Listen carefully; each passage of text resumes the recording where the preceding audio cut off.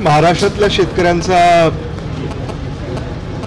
शक्तीपीठ महामार्ग आम्ही त्याला असंच म्हणू, कारण महाराष्ट्र सरकार सक्तीनं हा महामार्ग करू पाहत आहे आणि सगळ्यांचाच याला विरोध आहे.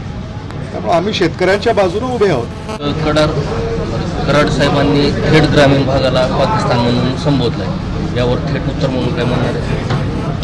मला असं वाटतं की दुर्दैवी आहे आणि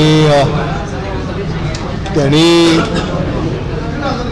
लातूरकरांची क्षमा मागितली पाहिजे.